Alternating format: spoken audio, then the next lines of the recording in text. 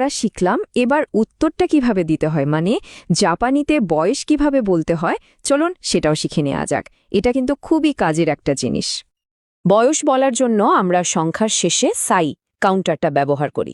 যেমন 35 বছরকে বলা হয় সানজু গো সাই, তবে কিছু সংখ্যার ক্ষেত্রে উচ্চারণটা একটু বদলে যায়। যেমন 8 বছর কিন্তু হাঁচি সাই নয়, বরং এটাকে বলে হাসসাই। একইভাবে 29 বছর হলো নিজু কিউ সাই, আর 24 বছর হলো নিজু ইয়োন সাই। ছোট ছোট ব্যতিক্রমগুলো একটু খেয়াল রাখতে হবে। তো আমরা লেসনের একদম শেষ পর্যায়ে চলে এসেছি। এই অংশে আমরা এতক্ষণ যা যা শিখলাম সেটা ব্যবহার করে নিজেদের সম্পর্কে কিছু বলার অনুশীলন করব।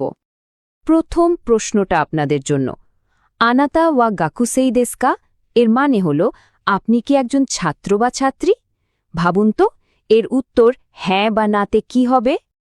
আর দ্বিতীয় প্রশ্নটা হল ও নামাইওয়া মানে আপনার নাম কি? এই প্রশ্নের উত্তরে নিজের নামটা বলে একটু অনুশীলন করে নিন। ব্যাস, আজকের মতো আমাদের অনুশীলন এখানেই শেষ। তবে কাজ কিন্তু এখানেই শেষ না। আজ যা যা শিখলেন সেগুলো খাতায় লিখে বারবার অনুশীলন করতে ভুলবেন না। যত অনুশীলন করবেন জাপানি ভাষাটা তত সহজ হয়ে উঠবে। তাহলে পরের লেসনে আবার কথা হবে। আজকের জন্য সায়োনারা।